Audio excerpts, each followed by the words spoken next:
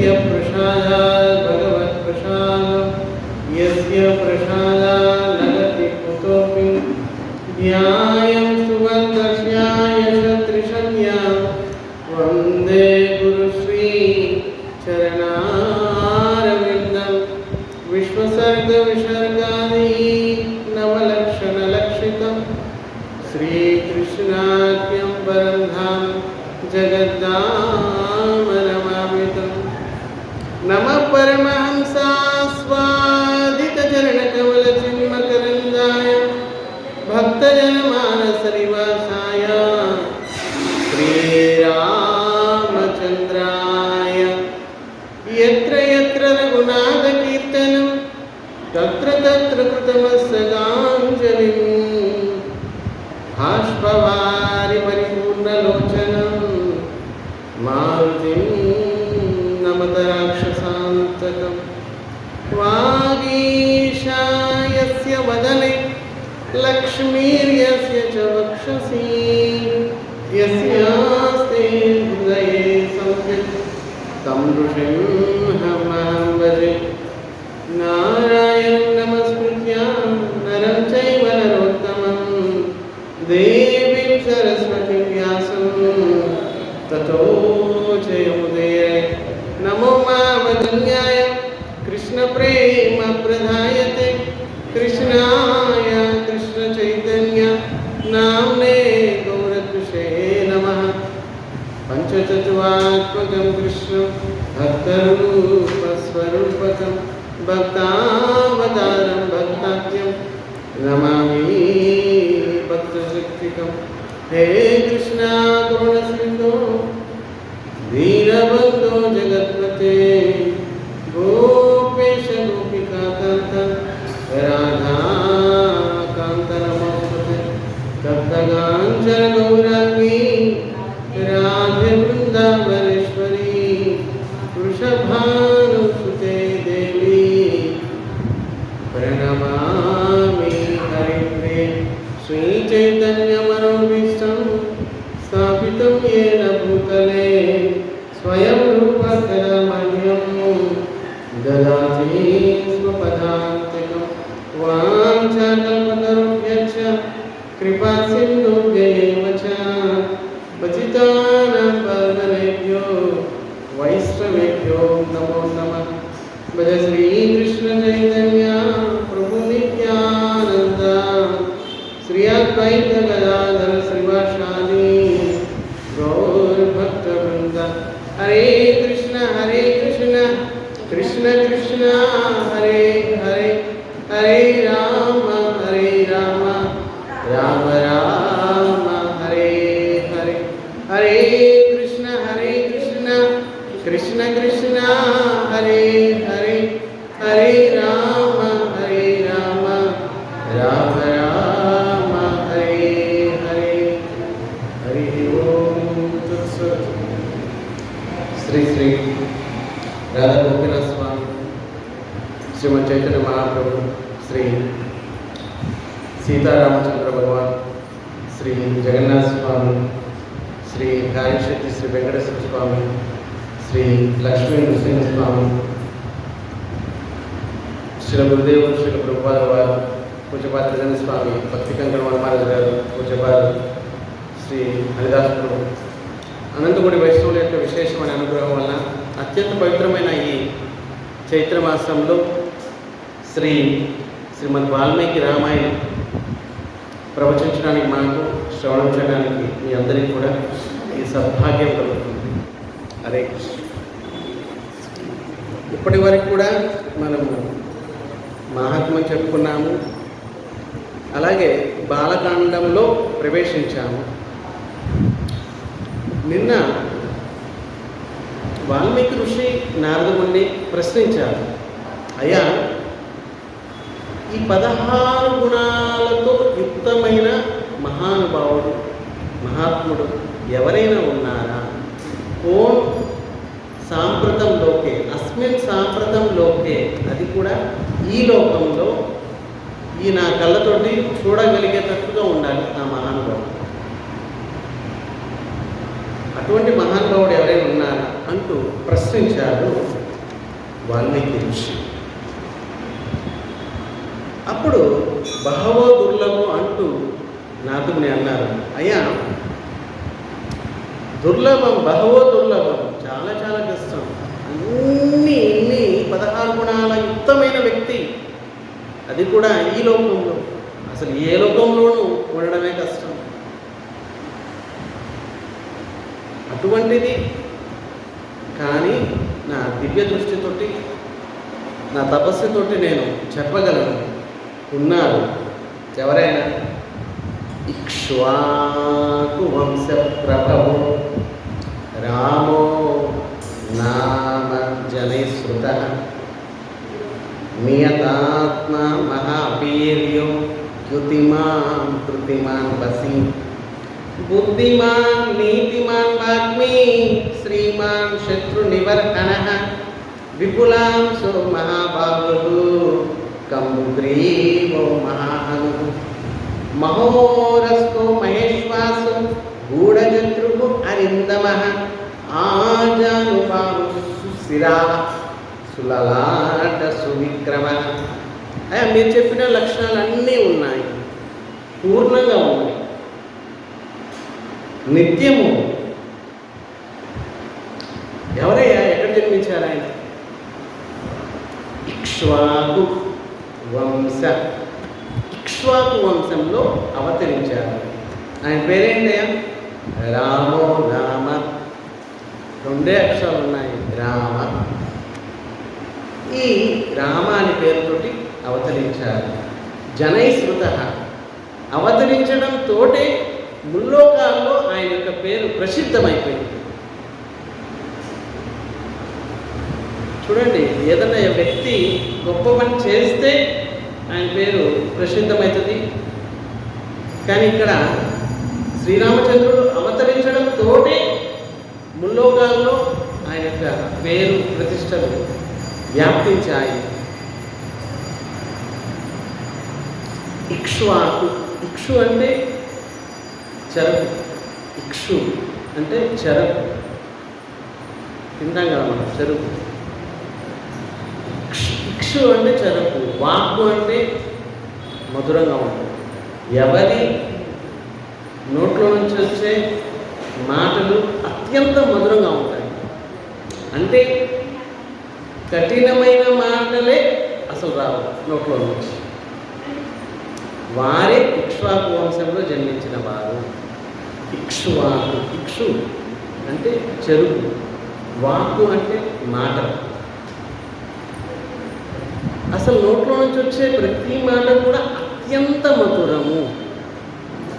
ఇంత మధురము, ఆయన చెప్పే మాటలు తిట్టినా కూడా మధురంగానే ఉంటాయి. అసలు కఠినమైన మాటలే రావు, కఠినమైన మాటలే నోట్లో నుంచి రావు. అంత ప్రసిద్ధమైన వారు ఈ ఇక్ష్వాకు వంశంలో జన్మించిన వారు. అటువంటి వంశంలో స్వయంగా శ్రీరామచంద్రుడు వారు జన్మించారు. ఇక్ష్వాకు వంశ ప్రభవ రామో నామ జనైశ్రుత నియతాత్మ మహావీర్యో యుతిమాన్ కృతిమాన్ వసి. అద్భుతం చూడండి, ఇక్ష్వాకు వంశంలో మిక్కిలి పేరుగాంచారు స్వామి. శ్రీరాముడు అవతరించారు, జగత్ ప్రసిద్ధులయ్యారు. అతను మనోనిగ్రహం కలిగిన వారు, మనసును నిగ్రహించగలిగిన వారు శ్రీరామచంద్రుడు. మనసును నిగ్రహించడం అంత సులభం కాదు, కానీ శ్రీరామచంద్రుడు వారు అటువంటి మనసును కూడా నిగ్రహించగలిగారు. గొప్ప పరాక్రమవంతుడు, మహా తేజస్వి, ధైర్యశాలి,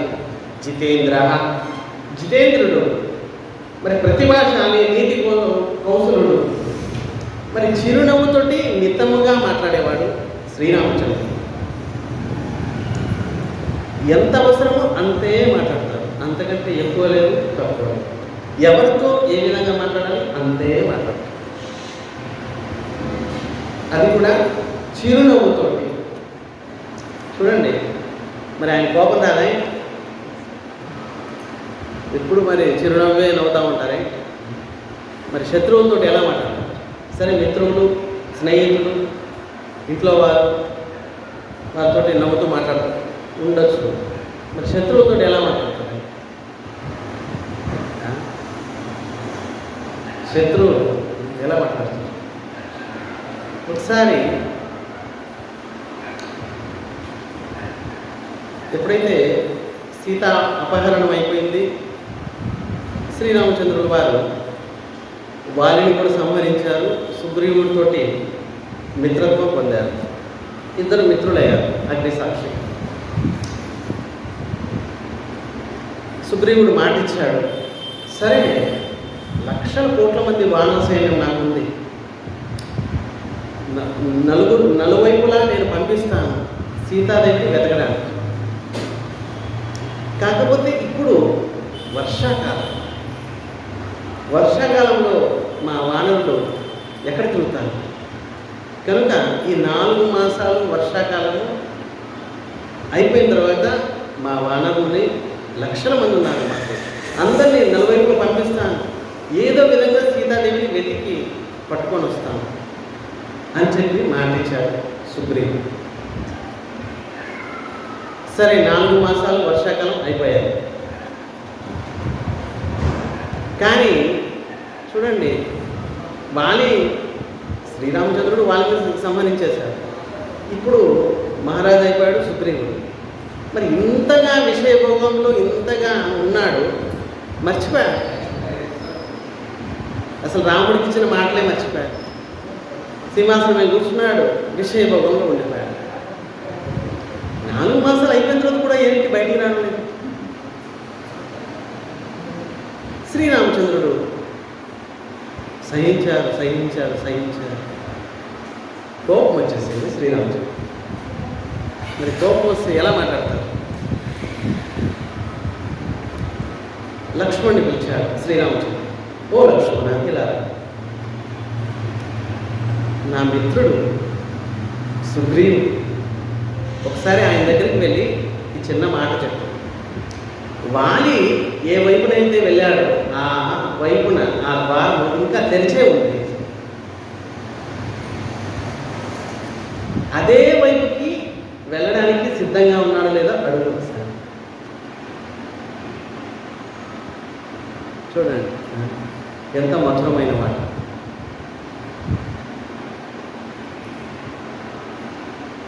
లక్ష్మణుడు ఇంకా భయంకరమైన కోపం, చూస్తాడు వాడు అంటూ బయలుదేరాడు. శ్రీరామచంద్రుడు, నా మిత్రుడు, కాస్త నచ్చచెప్పు, ఇంకా ద్వారం తెరిచే ఉంది, ఏ వైపునైతే మాలి వెళ్ళాడు ఇంకోరు వెళ్ళడానికి కూడా ద్వారం తెరిచే ఉంది, అలాగే ఒకసారి కనుక్కో అంటూ శ్రీరామచంద్రుడు లక్ష్మణుడు పంపించాడు. ఈ విధంగా ఉంటాయి మధురమైన మాటలు. మరి ఇన్ని శుభ లక్షణాలు ఉన్నాయి. శత్రువుల్ని సంహరించగలిగిన వాడు, ఎత్తైన భుజాలు ఉన్నాయి, బలిష్టమైన బాహువులు, శంఖం లాంటి కంఠము, విశాలమైన వక్షస్థలం, మరి బలమైన ధనుసు. చూడండి ఎన్ని లక్షణాలు. మరి అంతఃశత్రువును కూడా జయించిన వాడు. బాహ్య శత్రువుల్ని జయించడం ఎవరైనా చేయగలిగిన పనే. అంతఃశత్రువుని జయించగలిగిన వాడు శ్రీరామచంద్రుడు. అబ్బా, ఆయన యొక్క అవయవ అంగాలు ఎలా ఉన్నాయి ఇక్కడ చెప్తున్నారు. చూడండి, నారదుడు చెప్తున్నారు. సమవిభక్తాంగ స్నిగ్ధవర్ణ ప్రతాపవాన్ పీనవక్ష విశాలాక్షు లక్ష్మీవాన్ శుభలక్షణ. లక్ష్మీయుక్తమై ఉంటాడు ఎప్పుడు, సర్వదా నిత్యం. అందుకే శ్రీరాముడు, శ్రీ లక్ష్మి. ఆయన ఎలా ఉంటాడయ్యా? పొడుగ్గా ఉంటాడే ఆయన? అంత పొడుగ్గా లేడు. కొన్ని పొట్టిగా ఉంటాడే? పొట్టిగా కూడా లేడు. సమానమైన కరచరణాలు, చేతులు ఎంత ఉండాలో అంతే ఉంటాయి, కాళ్ళు ఎంత ఉండాలో అంతే, మరీ పొడుగు కాదు, మరీ పొట్టి కాదు. ఎంత అవయవాలు ఎక్కడ ఎంత అమరి ఉండాలో అంతే ఉంటాయి. మరి అటువంటి వ్యక్తులు ఎక్కడ ఉంటారు?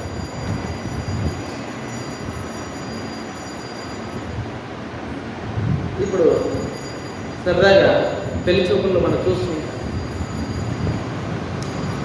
ఇష్టం లేకుంటే ఏదో బంకర్ పెట్టచ్చు. కాస్త డబ్బు ఉంటే బంకర్లు ఏమన్నా కూడా బాగానే ఉంటుంది. కావాల్సింది దొరికింది చాలు, వంకలు చాలా ఉన్నాయి, పర్వాలేదు, ఇలాంటివి చూస్తూ ఉంటాము. మరి ఇవన్నీ చూస్తే అవుతుంది. మరి ఇష్టం లేకపోతే చక్కగా ఉన్నది కూడా వంకరగా ఉందని చెప్తారు. ఇలాగే ఒక చోట ఒక ఆయన పాపం పేదవాళ్ళు, ఆయన భార్య చనిపోయారు, ఒకే కుమార్తె. ఆ కుమార్తె పెళ్ళిడికి వచ్చింది. ఉదయాన్నే లేచి కుమార్తెతో అంటున్నారు తండ్రి, అమ్మా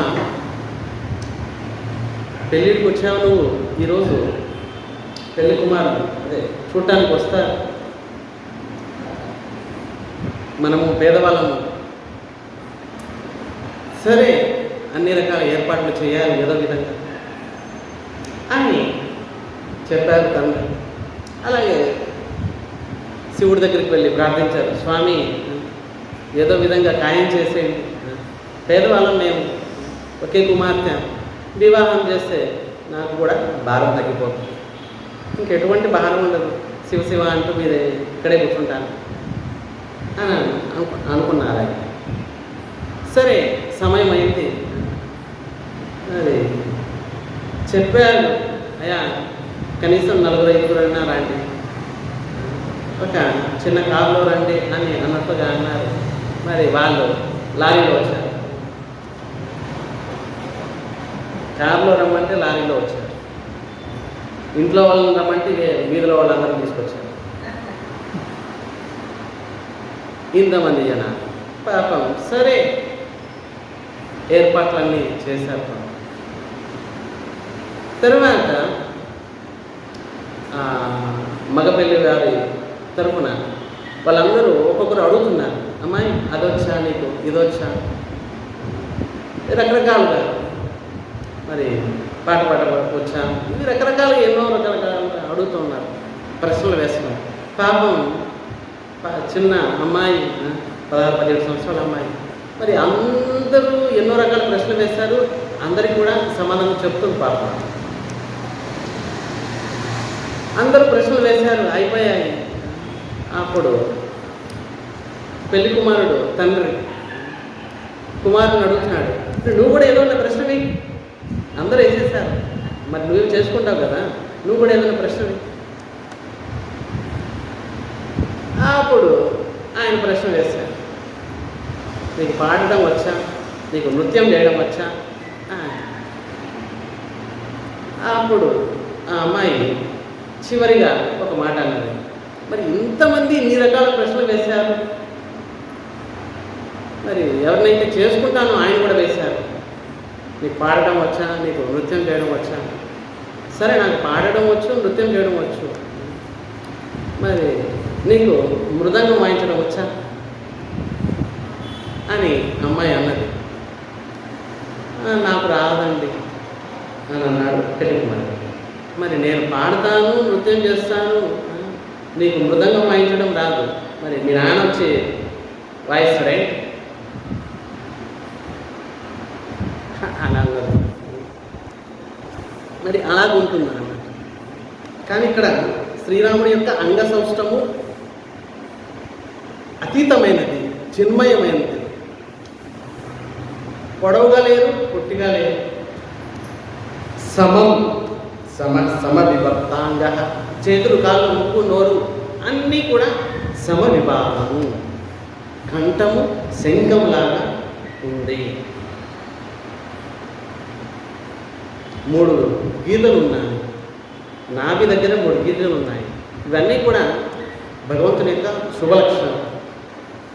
లక్ష్మీవాన్ శుభలక్షణ. మరి ఇంత అద్భుతంగా ఉన్నారు స్వామి. అవయవ సౌష్టాంగం ఉంది, కనువిందు దేహం, పరాక్రమశాలి, పరిపుష్టమైన వక్షస్థలం, విశాలమైన కన్నులు, పద్మము రేకుల్లా ఉన్నాయి. ఆశ్రయించిన వారికి ఆదుకునేవాడు, ఆడిన మాటలు తప్పనివాడు. మరి ప్రజల హితం కోసము ఏమైనా చేయడానికి సిద్ధంగా ఉంటాడు.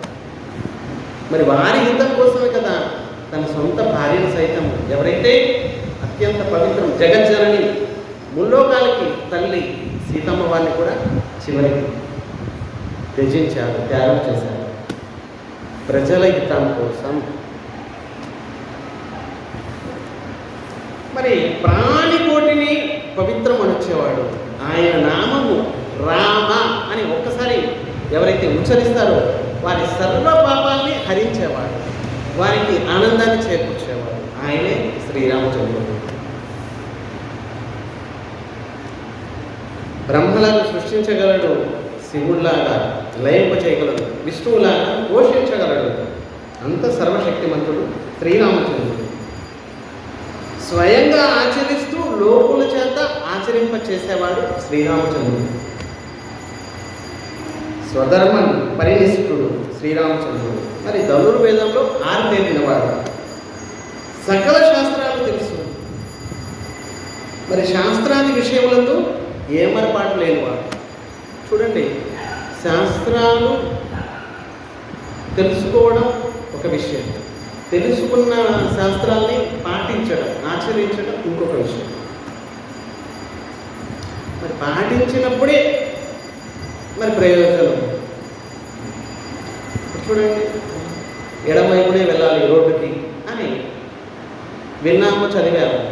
మరి ఆ విధంగా వెళ్తేనే కదా ప్రయోజనం. కుడివైపు వెళ్ళామనుకోండి, ఏదో ఒకటి వచ్చేసి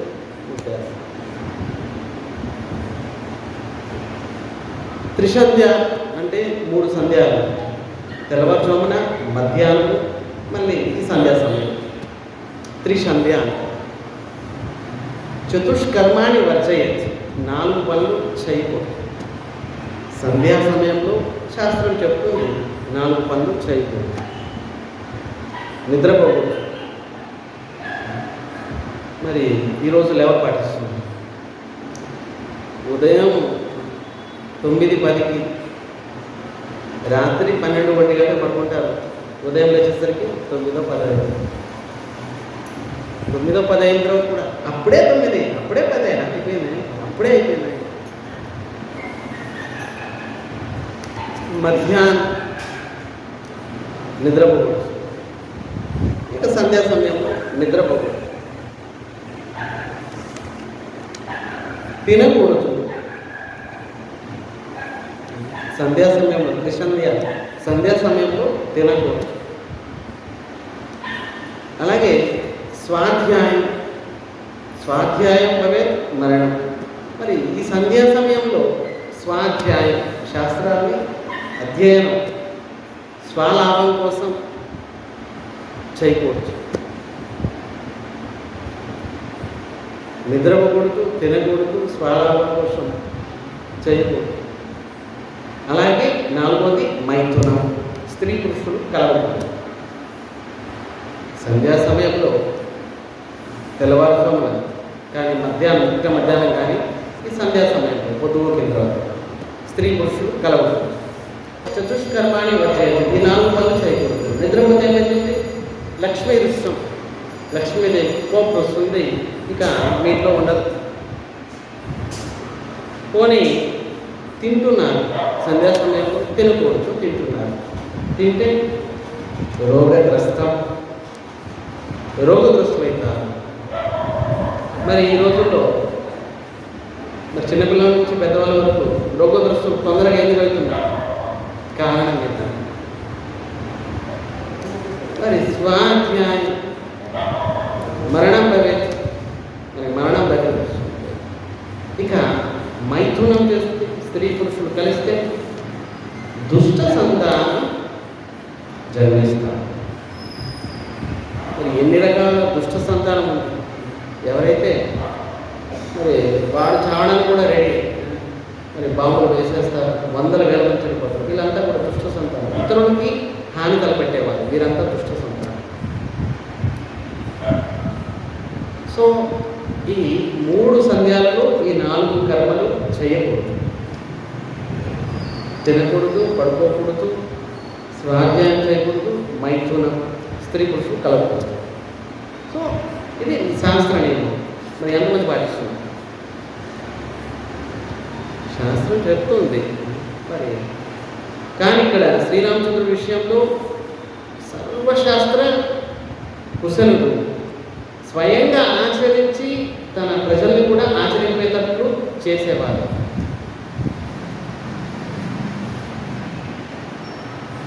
సౌమ్య స్వభావం. ఆయన స్వభావం సౌమ్యం, అత్యంత సౌమ్యం. ఉదార స్వభావం. ఎంత ఉదారమైన స్వభావం శ్రీరామచంద్రుడు. ఒకసారి శ్రీరామచంద్రుడు రాజ్య పరిపాలన చేస్తున్నారు. పట్టాభిషేకం తర్వాత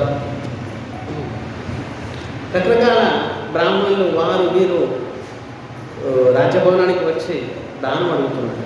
శ్రీరామచంద్రుడు కోట్ల కోట్ల గోవుల్ని, బంగారాన్ని, ఎవరు ఏమడిగితే వాళ్ళందరూ కూడా విరివిగా ఇస్తుంది.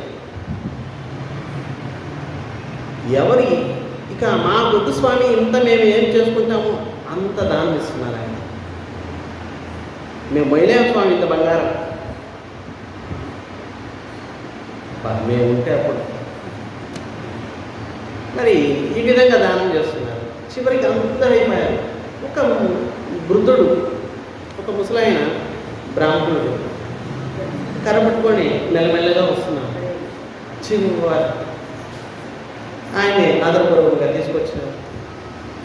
మరి ఇంతమందికి ఇంత దానం చేసావు, నాకు సరే నీకేం కావాలి చెప్పండి, నాకు దానం ఇవ్వగలవా? ఏం కావాలి చెప్పండి. నాకు భూమి కావాలి. అప్పుడు శ్రీరామచంద్రుడు అన్నారు, చూడండి బ్రాహ్మణుడు కూడా పరీక్షిస్తారు స్వామి, ఆయన యొక్క తేజస్సు అటువంటిది. సరే మీ కర్రని ఇక్కడి నుంచి విసిరేయండి, ఎంత దూరంలో పడుతుందో అంత భూమి మీదే. మరి జనులు అనుకున్నారు, వృద్ధుడు ముసలాయన కర్ర తీసుకొని విసిరేసి ఎంత దూరం వెళ్తారు? మహా అయితే ఇక్కడ నుంచి ఆ రాజ్యభవనం అక్కడికి వెళ్ళొచ్చు, అంతకంటే దూరం వెళ్తారే. అసలు కర్ర లేకుండా నడవలేకపోతున్నాడు, వణుకుతూ వచ్చాడు. మరి ఈయన విసిరేస్తే ఎంత దూరం వెళ్తాడు? మరి కానీ బ్రాహ్మణ తేజస్సు, ఎవరైతే బ్రాహ్మణ కుటుంబంలో జన్మించారు, బ్రహ్మస్థితులయ్యారు, సదా భగవంతుని ఉపాసన చేస్తున్నారు, వారి దగ్గర కోట్ల సూర్యుల తేజస్సు ఉంటుంది. మరి ఈ బ్రాహ్మణుడు నిష్ఠాగరిష్ఠుడు. మరి ఆయన కర్ర తీసుకొని విసిరేశాడు. ఎంత దూరం వెళ్ళింది? అయోధ్యలో ఉన్న సరయూ నదికి అటువైపు వెళ్ళింది. చూడండి, అప్పుడు శ్రీరామచంద్రుడు ఇంత భూమి కూడా మీదే తీసుకోవాలి. అంత ఉదార స్వభావుడు శ్రీరామచంద్రుడు. ఎంత ఉదార. నదులన్నీ కూడా సముద్రంలో కలుస్తాయి. అలాగే మహాపురుషులు, పెద్ద పెద్ద ఉత్తములు, బుద్ధిమంతులు, సాధువులు, ఋషులు, మునులు అందరూ కూడా శ్రీరాముడిని కలవడానికి ఇష్టపడతారు. ఎలా నదులు కేవలం సముద్రంలో కలవడానికి ఇష్టపడతాయి, అలాగే ఉత్తములు చూడండి. శ్రీరాముని యొక్క శ్రీమద్ వాల్మీకి రామాయణం మనం చెప్పుకుంటున్నాం. ఎంతమంది వస్తున్నారు, ఎంతమంది వినడానికి ఇష్టపడుతున్నారు, పోనీ వింటున్నారు. ఎవరు మధ్యలో ఆరంభంలో వెళ్ళిపోతారు, ఎవరు మధ్యలో వెళ్ళిపోతారు, ఎవరు చివరిదాకా ఉంటారు. సో వారి వారి యొక్క స్థితిని బట్టి చూడండి. జ్వరం వచ్చిన వ్యక్తికి రకరకాల పిండి వంటలు పెట్టారు. చాలా పరిశ్రమ చేసి రకరకాల పిండి వంటలు, వాడికి ఇష్టమైన పిండి వంటలు అన్నీ పెట్టారు. కానీ వాడికి జ్వరం వచ్చింది. మరి ఒక్కటి వాడికి ఇష్టమైన ఒక్క లడ్డు, పాయసం ఏదో ఒకటి తీసుకొని నోట్లో పెట్టుకున్నాడు. ఏది ఎంత చేయదు ఉంది. మరి పిండి వంటలు సరి చేయలేదా? పిండి వంటల్లో లోపం లేదు. మరి లోపం ఎక్కడుంది? నీ నాలుగులో ఉంది. జ్వరం వచ్చింది, మరి ఏది తిన్నా కూడా చేయదుగానే ఉంది. అలాగే విషయభోగంలో ఉన్న వ్యక్తికి భగవంతుని యొక్క పవిత్రమైన నామం కానీ, భగవంతుని కథ కానీ, రుచిగా ఉంటుంది. విషయభోగం ఉన్న వ్యక్తి, మరి వాడికి ఏంటి రుచి? విషయభోగాలే రుచిగా ఉంటుంది. సినిమాలు, షికారు, రకరకాల. మరి ఇంత పవిత్రమైన రామనామం, అమృతము, అమృతం కూడా మరి వాడి నాలుకే చెడిపోయింది, మరి అమృతం తిన్నా కూడా వాడికి. సో అలాగే శ్రీరాముని కలవడానికి సాధు పురుషులు, మహాత్ములు అందరూ కూడా నదులు ఏ విధంగా సముద్రంలో కలవడానికి ఇష్టపడతాయో ఆ విధంగా కలవడానికి ఇష్టపడుతున్నారు శ్రీరామచంద్రుడు. అంత ఉదారమైన దివ్యమైన షోడశ గుణాలు ఉన్నాయి. 16 గుణాలు నిత్యము విరాజమానం. మరి అందరికీ పూజ్యుడు శ్రీరామచంద్రుడు. మరి ఆయన యొక్క దర్శనమే ప్రీతి. దూరం నుంచి దర్శిస్తేనే మనసులో ఆనందం, చెప్పలేని ఆనందం కలుగుతుంది. అంత మహాపురుషుడు శ్రీరామచంద్రుడు. పరాక్రమంలో శ్రీ విష్ణువుతో సమానం. చంద్రుని వలె ఆహ్లాదంగా ఉంటారు. శుతిమెత్తని హృదయం ఆయనకి. మరి ఆయన హృదయం ఎంతో శుతిమెత్తగా ఉంది, ఆయన పాదాలు, అరచేతులు ఇంకెంతో శుతిమెత్తగా ఉంది.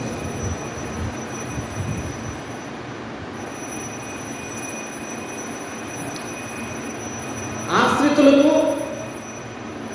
అపకారం చేసిన వారిని శిక్షించేవారు.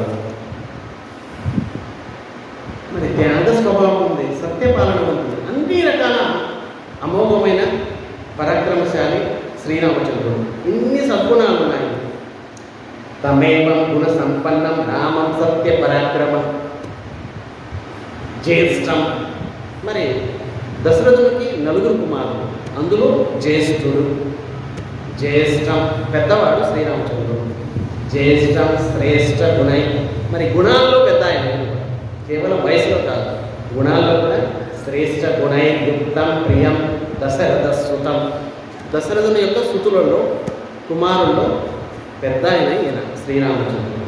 గుణాల్లో పెద్ద ఆయన, వయసులో కూడా పెద్ద ఆయన. ప్రజలకు హితం కోరే ఆయన. అన్ని సకల గుణాభిరాముడు శ్రీరామచంద్రుడు. ఒకసారి ఏం జరిగింది చూడండి, సంక్షేమంగా చెప్తున్నారు నారదముని ఈ వాల్మీకి. అయ్యా, నేను కొన్ని మాటలు చెప్పేస్తాను, మొత్తం చరిత్ర అంతా కూడా 4 ముక్కలు చెప్పేస్తాను, మీరు 24,000 శ్లోకాల్లో రాయండి.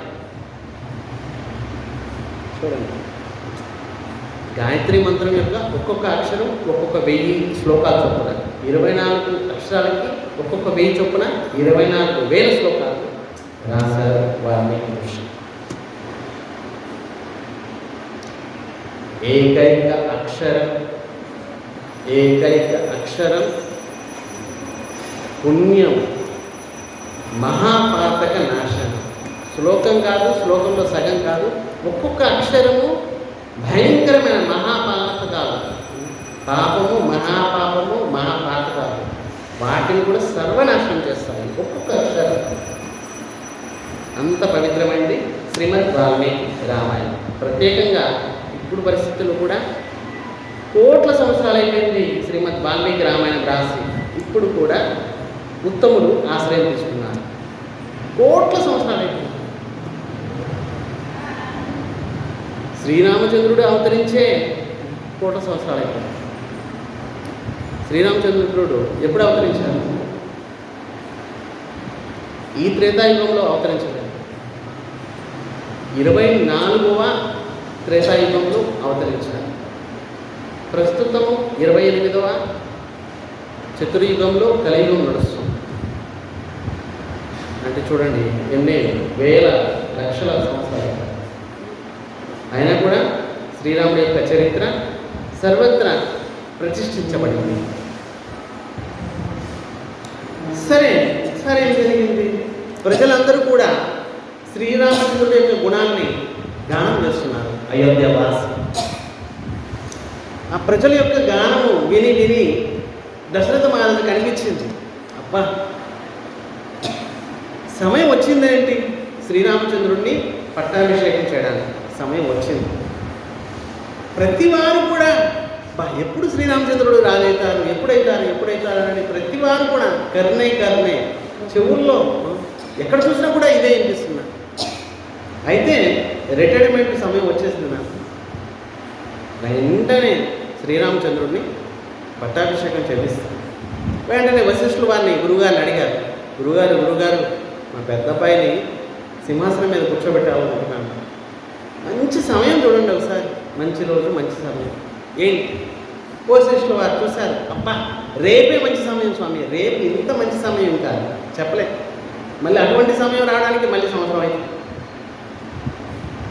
అయితే రేపే పట్టాభిషేకం చూడండి, క్షణాల్లో అయిపోయింది. ఎప్పటి నుంచో అనుకోవడం లేదు. ఆ క్షణంలో వశిష్ఠులు వారు చూశారు, అబ్బా రేపే అత్యంత శుభముహూర్తము, రేపు పట్టాభిషేకం చేశారంటే ఇంకా వేల సంవత్సరాలు మీ అబ్బాయి రాజ్య పరిపాలన చేస్తారు, బాగుంటుంది, శుభ సమయం. వెంటనే దశరథ మహారాజు ప్రకటించేశారు. ఇంకా కౌశల్య, కైకేయి, సుమిత్ర వీరికి కూడా తెలియదు శ్రీరామచంద్రుడు రాజవుతారు. రాజభవనంలో జనులకు తెలిసిపోయింది, జనానికి తెలిసిపోయింది, మంత్రులకి, జనాలకి, వీరికి తెలిసిపోయింది. మొట్టమొదట ఇంట్లో వారికి ఇంకా తెలియలేదు.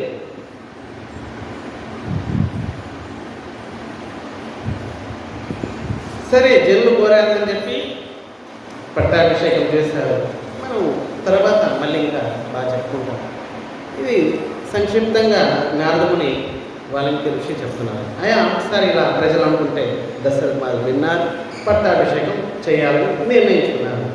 కానీ ఆ సమయంలో దశరథ మహారాజు తన ప్రియమైన భార్య కైకేయికి ఇంతకు ముందు ఇచ్చిన 2 వరాలని పూర్తి చేయడానికి 2 వరాలని ఇచ్చేశారు. ఏంటా 2 వరాలు?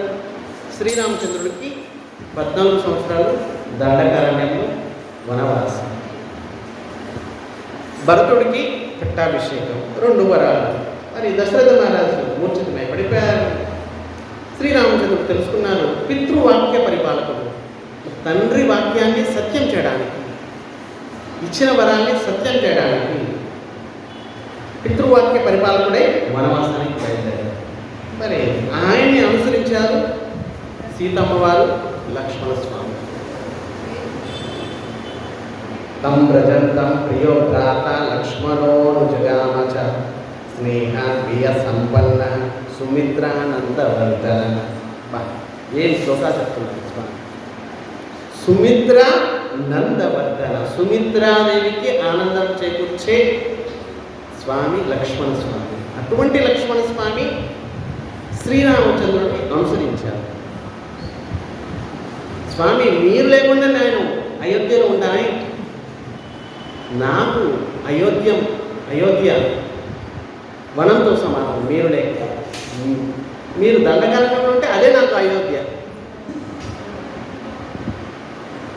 భ్రాతరం దయతో భ్రాతకు సౌభ్రాత్ర మనదర్శనయం అనుసరించారు. సీతమ్మ వారు ఆవిడ కూడా తన స్వామిని, పతిని అనుసరించింది, ధర్మపత్ని. రామస్య దైత భార్య నిత్యం ప్రాణ సమాహిత, ప్రాణంతో సమానం శ్రీరామచంద్రుడు సీతమ్మ వారు. అటువంటి సీతమ్మ వారు కూడా క్షణికం ఆగలేదు. స్వామి మీరు ఎక్కడుంటే అక్కడ. అప్పుడు శ్రీరామచంద్రుడు అన్నారు, ఏమన్నారు, నువ్వు చిన్నప్పుడు సింహాలతోటి, ఏనుగులతోటి, బొమ్మలతోటి ఆడుకొని ఉంటావు. చిన్నపిల్లలు ఆడుకుంటారు, చిన్నప్పుడు నువ్వు ఆడుకొని ఉంటావు పురుగులతోటి, సింహాలతోటి, బొమ్మలు చిన్న చిన్న. మరి అవి నిజంగా ఉంటాయి అడవిలో. శ్రీరామచంద్రుడు అంటున్నారు, మరి భయంకరమైన రాక్షసులు, సర్పాలు అన్నీ ఉంటాయి. అడవి అంటే ఏంటి? బొమ్మతో ఆడుకోవడం కాదు, అవి అన్నీ నిజంగా ఉంటాయి. చిన్నప్పుడు నువ్వు వేటైతే ఆడుకున్నావు, అవన్నీ నిజంగా ఉంటాయి అక్కడ. అప్పుడు సీతమ్మ వారు అన్నారు, మొత్తం పృథ్వీలో 14 లోకాల్లో ఉన్న రాజకుమారులను అందరినీ ఓడించి శివధనుసును విరిచాడు నా స్వామి, నా భర్త. బట్ అటువంటి ఆయన నా పక్కన ఉంటే ఇవన్నీ ఏం చేస్తాను? మీరు పులుడు, సింహాలు ఉన్నాయని నన్ను భయపెడుతున్నారు, మరి నా భర్త ఏంటి చేతగానైనా? మరి పులి, సింహము, రాక్షసుడు వచ్చి నన్ను తింటూ ఉంటే నా భర్త చూస్తూ ఉంటారే? మరి ఎటువంటి భర్త నా భర్త? శివధనుసును విరిచారు ఒక చేతితో. అటువంటి భర్త నాకు ఉండగా ఆయన ఏంటి భయం?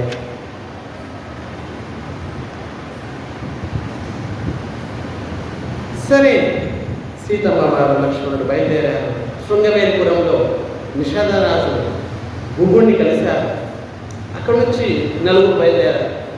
సీతమ్మ వారు, రాముడు, లక్ష్మణుడు, గుహుడు గంగా నదికి అటువైపుకి వెళ్ళి భరద్వాజ ఆశ్రమానికి చేరారు. భరద్వాజ ఋషితో మాట్లాడారు. భరద్వాజ ఋషి అన్నారు, అయ్యా, దగ్గరలోనే చిత్రకూటు అనే ఒక ప్రదేశం ఉంది, అక్కడ పర్ణశాలను ఏర్పాటు చేసుకుని అక్కడ ఉండండి ప్రశాంతంగా అని సలహా ఇచ్చారు. వెంటనే సీతారామ లక్ష్మణుడు చిత్రకూటుకి చేరారు. మరి ఆ సమయంలోనే దశరథ మహారాజు పుత్రశోకంతో శరీరం వదిలేశారు.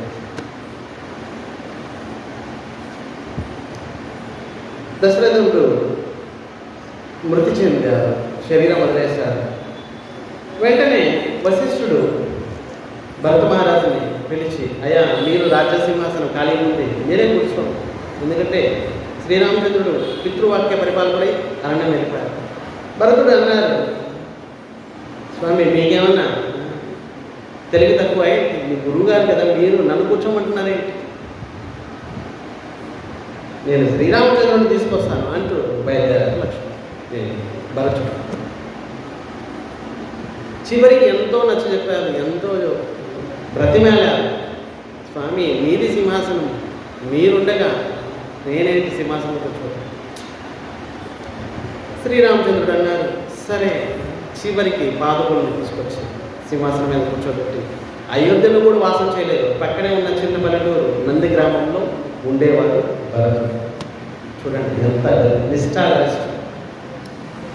అక్కడ శ్రీరామచంద్రుడు లక్ష్మణుడు ఏ విధంగా అయితే జీవిస్తున్నారో అదే విధంగా జీవించేవారు భరతుడు. అయ్యో, అరణ్యవాసంలో ఇక్కడ కిందే పడుకుంటారు, నేను కూడా కిందే పడుకుంటాను. పాలలాంటి అత్యంత స్వచ్ఛమైన తెల్లని పరుపులు ఎన్నో ఉన్నాయి, శుతిమెత్తని పరుపులు ఉన్నాయి. కానీ భరతుడు రాజ్యంలో ఉండి కూడా అన్ని కఠిన నియమాల్ని పాటించారు. మరి ఏం తినేవారు ఆయన? ఆవు పేడ పెడితే ఆ పేడలో ఉన్న గింజలు తీసుకొని కడుక్కొని తినేవారు. ఒకరోజు కాదు, 2 రోజులు కాదు, 14 సంవత్సరాలు.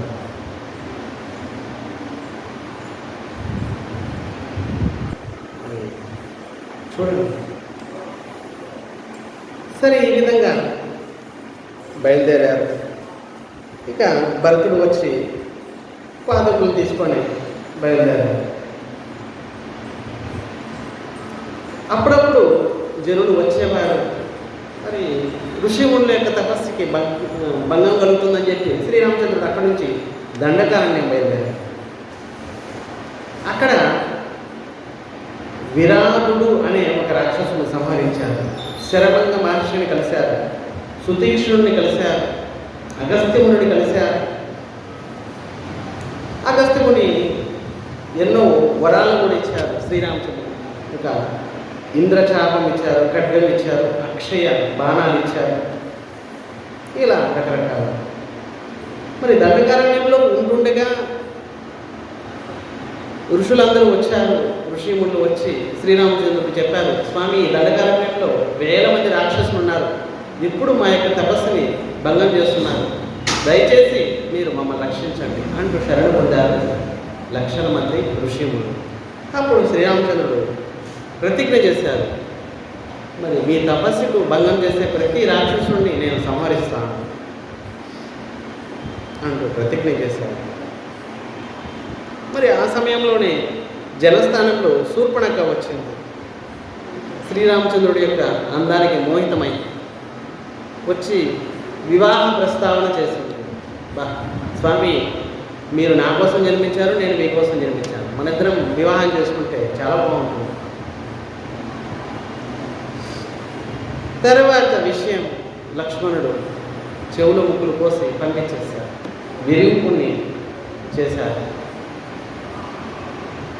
తర్వాత రావణుడు పంపించారు కరుడు, దూషణుడు, త్రిశరుడు, 14,000 మంది రాక్షసులు. అందరినీ కూడా క్షణాల్లో సర్వనాశనం చేశారు శ్రీరామచంద్రుడు. తర్వాత రావణుడికి అర్థమైంది. మారీచుడిని సహాయార్థము ప్రార్థించాడు రావణుడు. మారీచుడి దగ్గరికి వెళ్ళాడు. శ్రీరామచంద్రుడి యొక్క పత్ని సీతాదేవిని నేను అపహరించాలనుకుంటున్నాను, నువ్వు సాయం చేయను. మారీచుడు ఎంతో నచ్చజెప్పాడు రావణుడు. అయ్యా, శ్రీరామచంద్రుడు స్వయంగా భగవంతుడు, మొత్తం ముల్లోకాలకి తల్లి అమ్మవారు సీతమ్మవారు. మరి ఈ పాడుబుద్ధిని నువ్వు మనసులోంచి తీసేసి, మరి నేను చెప్పే హితము నీకు నచ్చకపోవచ్చు, కానీ నీ మంచి కోసమే చెప్తున్నాను. ఎన్నో రకాలుగా మారీచుడు నచ్చ చెప్పారు, కానీ రావణుడు వినలేదు.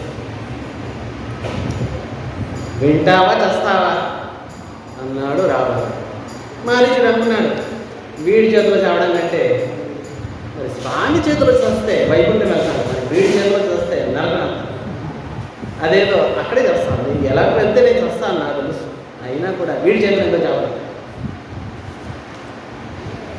సరే, ఎప్పుడైతే శ్రీరామచంద్రుడు పంచవటిలో ఆశ్రమం పర్ణకుటీరం వేసుకొని నివసిస్తున్నారు, ఆ సమయంలో మారీచుడి సహాయంతో రామలక్ష్మణులు ఆశ్రమంలో లేని సమయంలో రావణుడు అమ్మవారిని అపహరించాడు. పాపం జటాయు ఎంతో ప్రయత్నించింది రక్షించడానికి, కాపాడడానికి. గాయాలతో పడేంది శ్రీరామచంద్రుడు స్వయంగా తన చేతులతోటి ఎత్తుకున్నాడు. అయ్యో, నా కోసం ఎంత పోరాటం చేశారు. పక్షి అయినా సరే ఒక సొంత తండ్రికి ఏ విధంగా అయితే అంతిమ సమయంలో శ్రాద్ధకర్మ చేస్తారు, అదేవిధంగా శ్రీరామచంద్రుడు జటాయు చేశారు. తర్వాత సీతను వెతుకుతూ అరణ్యాలు తిరుగుతున్నారు శ్రీరామచంద్రుడు లక్ష్మణుడు. కబంధుడు అనే రాక్షసుని సంహరించారు. తర్వాత అక్కడి నుంచి శబరిని కలిశారు. ఆవిడ గొప్ప భక్తురాలు, ఎంతో కాలం నుంచి శ్రీరామచంద్రుడి కోసం ఎదురు చూస్తుంది. గురుగారు చెప్పారు, అమ్మా మేమందరం వెళ్ళిపోతున్నాం, మరి నువ్వు ఒక్కదానికి ఇక్కడే ఉండాలి. స్వామి, నేను కూడా వస్తాను మీతో. ఇటువంటి సమయం వస్తుంది, స్వయంగా ముల్లోకాలకి అధిపతి అఖిల బ్రహ్మాండాలు స్వామి శ్రీరామచంద్రుడు మీ దగ్గరికి వస్తారు, దర్శనమిస్తారు అని ఎప్పుడో చెప్పారు గురువుగారు. మరి శబరి ఏం చేస్తుంది? ఉదయం లేచిన తర్వాత ఈరోజే వస్తారు నా స్వామి అంటూ శుభ్రం చేసేది ఆ యొక్క దారాలతో కూడా. అక్కడి నుంచి తన పర్ణ కుటీరం దగ్గర వరకు కూడా మొత్తం శుభ్రం చేసేది. రోజు అత్యంత తాజా పండ్లు, బాగా పండిన పండ్లు మొత్తం సేకరించేది, అడవిలో దొరికేదని. నా స్వామి వస్తారు, ఈ పండు తింటారు అంటూ ఎదురు చూసేది. పాపం ప్రతిరోజు శ్రీరాముడు వస్తారు ఆవిడ.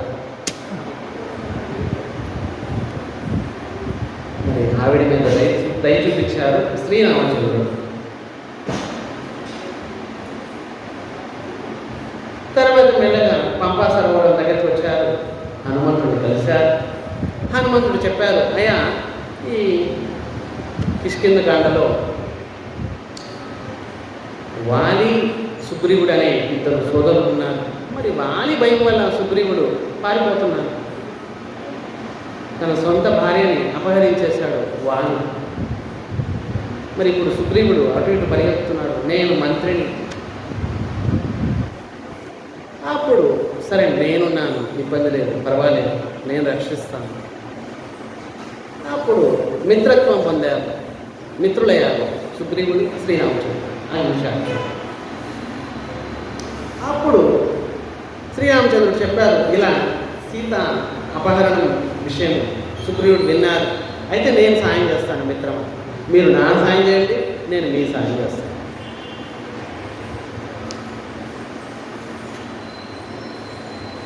సరే, అగ్నిసాక్షిగా మైత్రిని పొందారు. విషయం ఇది. సరే, మా అన్నయ్య వాలిని సంహరించగలరా మీరు? వదిలిచేస్తాను. స్వామి, వాలి ఎంత బలమైన వాడు తెలుసా మీకు? ఎంత బలమైన వాడినైనా నేను సంహరిస్తాను. అప్పుడు సుగ్రీవుడు చెప్తున్నాడు, వాలి ఎంత బలమైన వాడు. ఒకసారి చూడండి ఎంత బలమైన వాడు వాలి. ఒకసారి వాలి సముద్రంలో స్నానం చేసి ఒడ్డు మీద కూర్చున్నాడు. ధ్యానిస్తున్నాడు కూర్చున్నాడు. మరి ఆ సమయంలో రావణుడు ముల్లోకాలను జయిస్తూ అన్ని లోకాలు వెళ్తున్నాడు. అందరితో యుద్ధం చేసి అందరినీ ఓడిచేసి బయలుదేరుతున్నాడు రావణుడు. బయలుదేరుతూ ఇంకా ఒక్కడే మిగిలాడు, వాడు వాలి. మరి ఏమి ఓడిచేస్తానంటే మొత్తం అంతా నాదే. వాలి ఎక్కడున్నాడు? వారు అక్కడ చెప్పారు, అయ్యా సముద్ర స్నానానికి వెళ్ళాడు, సముద్ర ఒడ్డున కూర్చొని ఉంటాడు, వెళ్ళాడు. రాముడు వెళ్ళాడు, వాలిని చూశాడు, వీడినొక్కడిని సంహరించారంటే మొత్తం అంతా నాది.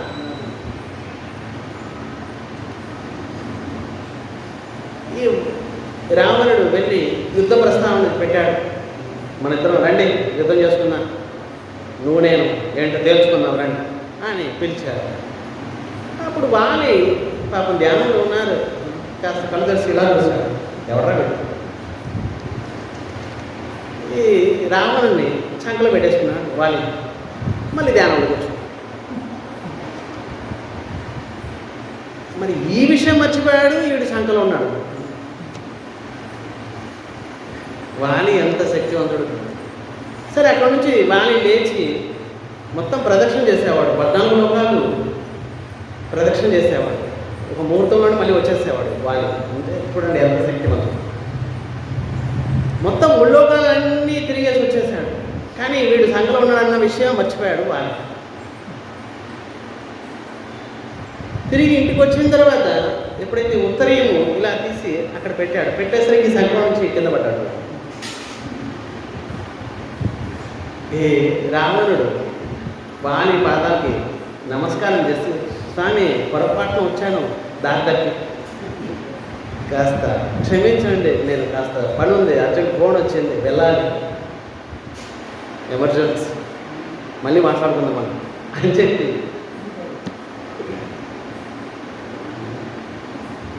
అంత శక్తివంతుడు వాలి. మరి అంత శక్తివంతుడు వాలిని చంపగలవను? శ్రీరామచంద్రుడు అన్నారు, చంపగలరు. కానీ సుగ్రీవుడికి విశ్వాసం కలగడం లేదు, విశ్వాసం లేదు. హనుమంతుడు ఎంతో చెప్పాడు, అయినా కూడా విశ్వాసం కలగదు. ఆ పక్కనే దుందుబి అనే ఒక రాక్షసుడు ఎవరినైతే వాలి చంపుకున్నాడు ఇంతకుముందు, వాడి అస్థి పంజరం అక్కడ పడుంది, ఎముకలు. అది కూడా పెద్ద పర్వత ఆకారంతో. దుందుబి రాక్షసుడు పెద్ద పర్వతం లాంటి వాడు. అంత పెద్ద పర్వతం లాంటి దుందుబి రాక్షసుడిని కూడా వాలి చంపేశారు.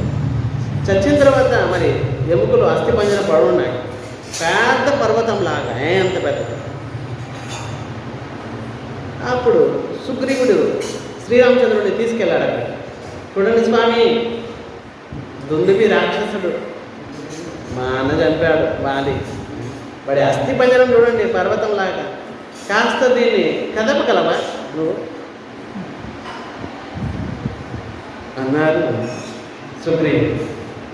వెంటనే శ్రీరామచంద్రుడు తన ఎడమకాలి చిటికిన వేలు తోటి ఇలా అన్నాడు, ఎడమకాలి చిటికిన వేలుతోటి ఇలా అన్నాడు. అనడంతోనే పాదాంగుష్టేన చిక్షేప సంపూర్ణం 10 యోజనం.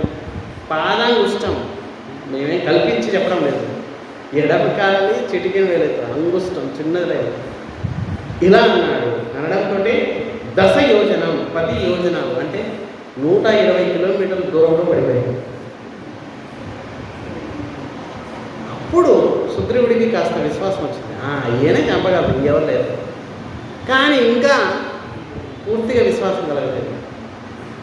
అప్పుడు ఆ దగ్గరే కొన్ని మధ్య చెట్లు ఉన్నాయి. ఆ స్వామి మీరు బాణం వేయాలి మొత్తం 7 చెట్లలో నుంచి బాణం వెళ్ళిపోవాలి.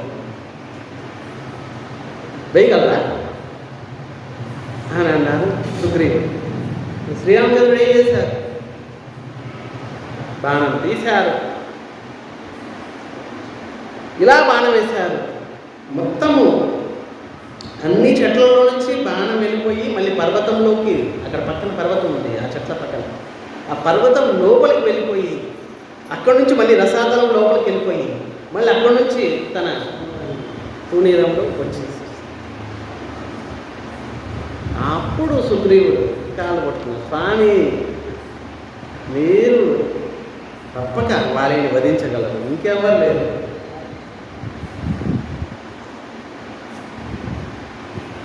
సరే, వారిని సంహరించారు, కిష్కిందాకి రాజులు చేశారు సుగ్రీవుడిని.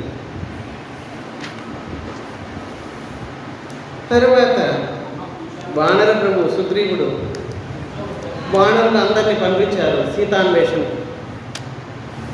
మరి సంపాతి ఆయన సలహా ఇచ్చారు, హనుమంతుడు ఈ పని చేయగలడు. తర్వాత మెల్లగా జాంబవంతుడు అందరూ కూడా హనుమంతుడిని పొగిడారు, నువ్వు మాత్రమే ఈ పని చేయగలవు, సముద్రాన్ని అటువైపుకి వెళ్ళగలవు, ఇంకెవరు వెళ్ళరు. ఒకే ఒక గంతులో రామ రామ రామ అంటూ హనుమంతుడు అటువైపుకి వెళ్ళారు. మరి చూసి రమ్మంటే కాల్చి వచ్చేసి మరి శ్రీరాముడి యొక్క ముద్రిక ఉంగరాన్ని సీతాదేవికి విశ్వాసం కలిగించే చూపించారు. నిజంగా నేను రామదూతని, కావాలంటే చూడండి అమ్మ ఉంగరం. మరి అందరితో ఊరికెళ్ళదు, కోపం వచ్చేసింది. సీతాదేవి యొక్క దుఃఖం చూసి కోపం వచ్చేసింది. అశోక వనాన్ని ధ్వంసం చేసేసారు. సేనాపతుల్ని 5 సంహరించారు, 7 మంత్రుల్ని చంపేశారు. అక్షయ్ కుమారుడు, రావణ కుమారుడు, వాడిని కూడా చంపేశారు.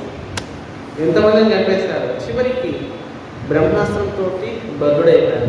బద్ధుడవడంతో ఊరికే ఉండలేదు. మరి రావణుడు ఏం చేశాడు? మరి ఇటువంటి వాడికి అహంకారం, గర్వాన్ని అణిచివేయాలి. మరి కోతికి అహంకారం, గర్వం తన తోకలో ఉంటుంది అని మంత్రులు చెప్పారు. అయితే ఆ తోకకే నిప్పు అంటించేసే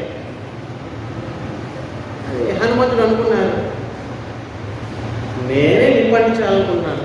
మరి నిప్పు ఎక్కడ తేవాలి, కిరోసిన్ ఎక్కడ తేవాలి, బట్టలు ఎక్కడ తేవాలి, అగ్గిపెట్టె ఎక్కడ తేవాలి, ఇవన్నీ వెతకాల్సి వచ్చేది నాకు. మరి కొత్త ప్రదేశం కదా, మరి ఏవి ఎక్కడున్నాయో నాకు తెలియదు. మరి అవన్నీ తీసుకొచ్చి అంటించడం అంటే సమయం పడుతుంది. మరి వీళ్ళే నాకు ఇచ్చారు, అంటించండి స్వామి అని. అది హనుమంతుడు ఏం చేశారు? థ్యాంక్స్ అని చెప్పి తన తోకతోటి మొత్తం లంకని సర్వనాశనం చేసేసారు. ఒక్క అశోక వనం సీతాదేవి సురక్షితంగా ఉండేందుకు చేశారు. తర్వాత వచ్చారు, సీతా జాడను తెలియజేశారు. హనుమంతుడు తెలిపిన సమాచారం వెంబట శ్రీరామచంద్రుడు సుగ్రీవుడితోటి వానర సైన్యంతో సముద్రం ఒడ్డున నలుడు అనేవాడు ఈ సేతువును తయారు చేశాడు. రామరామ అంటూ అన్నీ రాళ్ళ మీద రామ రామ అంటూ రాసి అన్నీ తేలుతున్నాయి. ఇప్పటికి కూడా చాలా రాళ్ళు ఉన్నాయి. ఏ రాళ్ళనైతే ఏ కొండలనైతే వాళ్ళు అప్పుడు వాడారు, ఇప్పుడు కూడా నీళ్ళని వేస్తే తేలుతున్నాయి. చూడండి ఎంత మహిమ.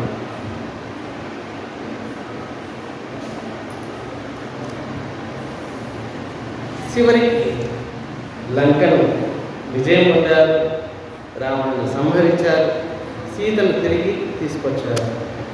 లోకాపవాదం, లోకులు అంటారు, అయ్యా మీరు ఇంత ధర్మాత్ముడు, పరీక్షించకుండానే భార్యను ఎలా స్వీకరించారు? ఈ లోకుల అపవాదం విని శ్రీరామచంద్రుడు అగ్ని పరీక్ష చేశారు. పవిత్రమైన సీతాదేవి అగ్నిలో ఉండి కూడా అగ్ని కంటే ఇంకా పవిత్రమైన సీతాదేవి. తర్వాత అక్కడి నుంచి పుష్పక విమానంలో మరి విభీషణుడిని లంకాధిపతిని చేశారు. అక్కడి నుంచి అందరూ బయలుదేరారు. మరి భరద్వాజ మునిని కలిశారు. అక్కడి నుంచి భరతుడికి ముందుగానే సమాచారం పంపించారు, ఒక్కరోజు లేట్ అయినా సరే నేను అగ్నిలో ప్రవేశిస్తాను అని చెప్పారు భరతుడు. 14 సంవత్సరాలకి ఒక్కరోజు లేట్ అయిన సరే ముందుగా సమాచారం పంపించారు, నేను వస్తున్నాను. నందిగ్రామంలో రామలక్ష్మణుడికి జట, ముఖం జడ అయిపోయింది. ఈ జటల్ని తీశారు. చివరికి సీతారాములకి పట్టాభిషేకం చేశారు. ఈ విధంగా నారదముని సంక్షిప్తంగా రామాయణాన్ని వాల్మీకి ఋషికి చెప్పారు. మేము కొన్ని మాటలు చెప్పాము, ఇదే మీరు శ్లోకాల రూపంలో రాయండి. తర్వాత బ్రహ్మ వస్తారు, సరస్వతిదేవి వస్తారు, వాళ్ళు కూడా మీకు ప్రేరణ ఇస్తారు. మరి రామరాజ్యం ఎలా ఉంది? ప్రహృష్టో ముదితో లోక తుష్ట పుష్ట సుధార్మిక నిరామయో యరోగచ్చ దుర్భిక్ష భయవర్జిత. రామరాజ్యం ఎలా చేసేవారు? రాముడు ఎలా రాజ్య పరిపాలన చేసేవారు? స్వయంగా భగవంతుడే రాజు ప్రజలను పరిపాలిస్తే ఎలా ఉంటుంది? అత్యంత ఆరోగ్యంతో ఉండేవాళ్ళు రామరాజ్యంలో. జనులు కరువు కాటకాలు లేవు, దుర్భిక్ష భయవర్జిత, భయం లేదు, ఆకలి లేదు. తినాలనుకుంటేనే ఆకలేసేది జనాలు, చనిపోవాలనుకుంటేనే మరణం వచ్చేది, మేము ఉండాలనుకుంటే ఉండేవాళ్ళు అంతే. చూడండి, భయం లేదు. ఎంత తినాలనుకుంటే అంత తినగలిగేవాళ్ళు, వద్దనుకుంటే వద్దు అంతే. అంతెందుకండి, మలమూత్రాలు కూడా వెళ్ళాలనుకుంటే వెళ్ళేవాళ్ళు, లేకపోతే ఉండాలంటే ఉండేది. రామరాజ్యం కరువు కాటకాలు లేవు, ఆరోగ్య భాగ్యాలతోటి హాయిగా ఉండేవారు. నా పుత్ర మరణం కించిత్, పుత్రుడు మరణించేవాడు కాదు, తల్లిదండ్రులు ఉండగా పిల్లలు చనిపోయేవారు కాదు. ఈ కలియుగంలో ఎలా ఇప్పుడు? మరి తండ్రి తాతగారు కూడా ఉంటారు, మనవాడు చచ్చిపోయి ఉంటారు. ఎన్నో చూస్తున్నాం. మరి ఎంత అల్పాయుష్. నా పుత్ర మరణం కించిత్ రక్ష్యంతి పురుషాన్ని క్వచిత్ నార్యాచ విధవాలిత్యం భవిష్యంతి పతివ్రత. రామరాజ్యంలో పుత్రమరణం లేదు. స్త్రీలు పాతివ్రత్య ధర్మాన్ని పాటించేవారు, నిత్యం సుమంగళమై వర్తిల్లేవారు. విధవలు లేరు అసలు. భర్త చనిపోవడం అంటూ ప్రశ్నే లేదు. అగ్ని ప్రమాదాలు లేవు, జల ప్రమాదాలు లేవు, వాయు ప్రమాదం లేదు, జ్వరము లేదు, బాధితులు లేవు, ఆకలి లేదు, దప్పికలు లేవు, చోర భయం లేదు, దొంగల భయం కూడా లేదు. అంత అద్భుతంగా రాజ్య పరిపాలన చేసేవారు స్వామి. నిత్యం ప్రముదితా సర్వే యథా కృతయుగే తథా. సత్యయుగంలో అనుకునేవారు జనాలు, ఇదేంటి సత్యయుగం అనుకునేవారు. అంత అద్భుతంగా రాజ్య పరిపాలన చేసేవారు శ్రీరామచంద్రుడు. మరి బ్రాహ్మణులు వారు వీరు కోట్ల కొలది గోవుని నిత్యము దానం చేసేవారు. నిత్యం అపరిపరిమితమైన ధనధాన్యాన్ని దానం ఇచ్చేవారు స్వామి. 4 వర్ణాల వారిని, 4 ఆశ్రమాలని అంత ధర్మంగా పరిపాలించేవారు. ఈ విధంగా 10 వర్ష సహస్రాన్ని 10 వర్ష శతాని 11,000 సంవత్సరాలు రాజ్య పరిపాలన చేశారు. 11,000 సంవత్సరాలు ఈ పృథ్వీలో అయోధ్య, ఎక్కడైతే ఇప్పుడు శ్రీరామచంద్రుడి యొక్క దివ్యమైన భవ్యమైన మందిరం ఏర్పడింది, ఎప్పుడైనా వెళ్తే దర్శించండి. అంత అద్భుతమైన అయోధ్యలో 11,000 సంవత్సరాలు ఇక్కడ మన కంటికి ఎదురుగా ఉన్న స్వామి. 10 వర్ష సహస్రాన్ని 10 వర్ష శతాని చ రామో రాజ్యం ఉపాసిత్వ బ్రహ్మలోకం ప్రయాస్యతి. 11,000 సంవత్సరాలు ప్రజానురంజంగా, ప్రజలకు హితముగా, ఆనందం చేకూర్చేటట్టు పరిపాలన చేశారు. తర్వాత తన ధామం వైకుంఠ సాకేత ధామానికి వెళ్ళారు. పటన్ ద్విజో వా వృష తత్వమీయా స్యా క్షత్రియో భూమిపతి త్వమీయా వనే జగన పన్యబలత్వ మీయాత్ జనచ్చ శూద్రో మహత్వమీయాత్. మరి ఎంత అద్భుతమైనది శ్రీమద్ వాల్మీకి రామాయణము. ఈ రామాయణాన్ని ఎవరైతే పఠిస్తారో, బ్రాహ్మణులు పఠిస్తే వేదాంతులు అవుతారు, శాస్త్రాలలో పారంగతులు అవుతారు. క్షత్రులు పఠిస్తే రాజ్యాధికారం పొందుతారు, వైశ్యులు పఠిస్తే వ్యాపార లాభం లభిస్తుంది, మరి శూద్రుడు పఠిస్తే మరి శ్రేష్ఠులు అవుతారు. శ్రీరామాయణాన్ని పఠించడం వల్ల ఎన్ని ఫలితాలు, చివరికి భగవత్ ప్రాప్తి లభిస్తుంది. అప్పుడు సుఖదేవ గోస్వామి ఒకసారి శ్రీమద్ భాగవతం చెప్పేటప్పుడు పరీక్షిత్ వారు అడిగారు, స్వామి రామచరిత్ర చెప్పండి మాకు. అప్పుడు సుఖదేవ గోస్వామి ఏమన్నారు, పురుషో రామచరితం శ్రవణై ఉపదారయన్ ఆనుశంస పరో రాజన్ కర్మబంధై విముచ్యతే.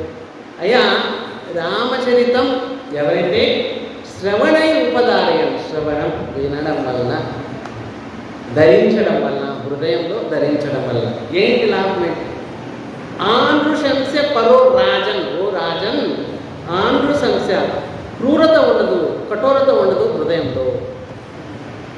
ఎవరైతే రామాయణాన్ని శ్రవణం చేస్తారో హృదయంలో కఠినత ఉండదు, క్రూరత ఉండదు, హింసించే గుణం పోతుంది.